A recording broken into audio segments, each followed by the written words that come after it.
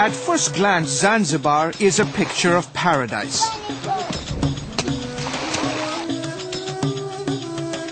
The tropical weather, palm-fringed white sand beaches, and spectacular views leave visitors feeling they've journeyed to the very edge of the earth.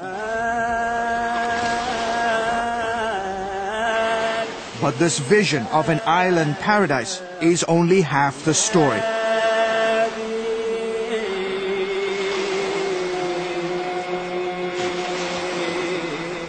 In recent years, another side to Zanzibar, often hidden to outsiders, has emerged.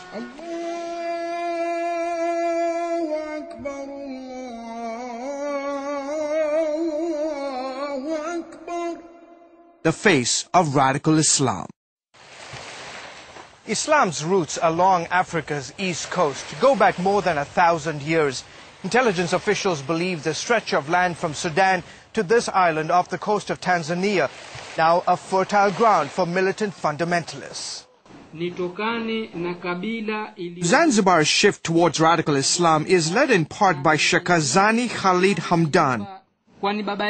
He heads up a group that wants to turn Zanzibar into what Afghanistan used to look like under the Taliban, the kind of island where Sharia law, which includes punishments like amputation, stoning, and beheading, would be the law of the land.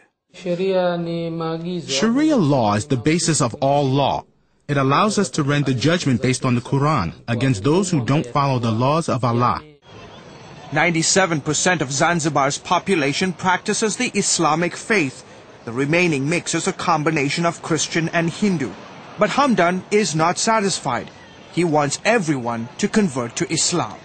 It is our duty to spread Islam and to especially try to convince the Christians to change their faith. A man has the right to choose his religion, but once he is a Muslim, then he has lost that right. If he changes under the laws of Sharia, he should be put to death.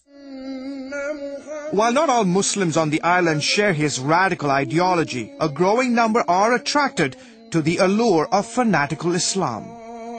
Life for Zanzibar's tiny Christian minority has become increasingly difficult as a segment of the Muslim population here pushes for a more stricter and radical interpretation of Islamic law. The Zanzibari constitution guarantees freedom of religion, but recent converts to Christianity in particular feel the constitution cannot protect them. The Muslims are teaching people to hate Christians, that if you behead a Christian, you will go to heaven.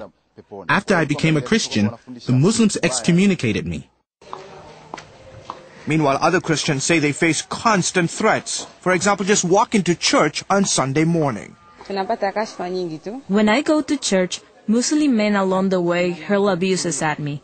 They call me an infidel. They call me a prostitute because I do not cover my face like other Muslim women do. Even the Muslim friends I have told me that this island belongs to them and that Christians are not welcome. And the hostility has gone far beyond insults and threats. In fact, in recent years, several churches have been attacked and burned down. Rodney Lobo pastors a small church on the island. The people are made to believe that Christians should not worship in Zanzibar because Zanzibar is Muslim. Lobo and others here worry what's happening in Zanzibar is just part of a bigger agenda by radical Muslims to turn Africa into the first Islamic continent.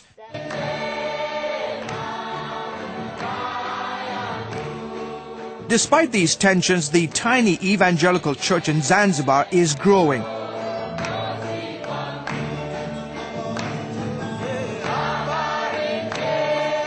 Dickinson Kanganga has witnessed this firsthand as pastor of one of the fastest growing churches on the island. I can see there is a revival, big revival, coming to the church today.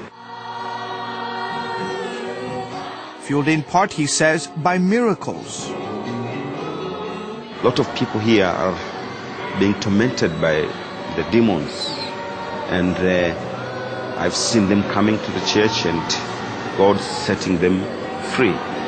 I've seen people coming here with deaf ears, and when you pray, you realize that they are demons, you know. Susie Solomon is one of the many who experienced God's healing power after years of battling disease. After 2 years of suffering from constant malaria attacks, God has healed me. And apparently the healings are creating a stir on the island, and even the Muslims are being drawn into the church services. A lot of Muslims comes in the service, and I have seen God healing them, setting them free.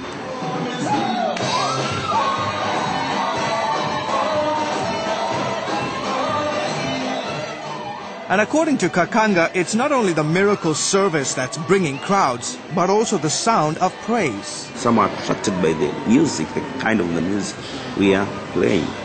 And by that way, they listen the message and they got saved.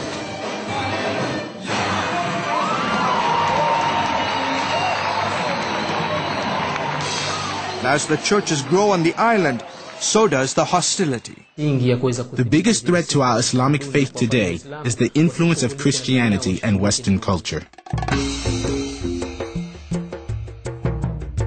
Yet in the face of persecution, Christians in Zanzibar say they'll continue to spread the message of Christ. We still come together and worship. We still encourage one another. We still preach love. I see there is a big revival all over the island because we are seeing the great harvest, and because we have opened our spiritual eyes to see that there is something which is happening. That's why people are coming to the church. They come depressed, they meet Jesus Christ setting them free.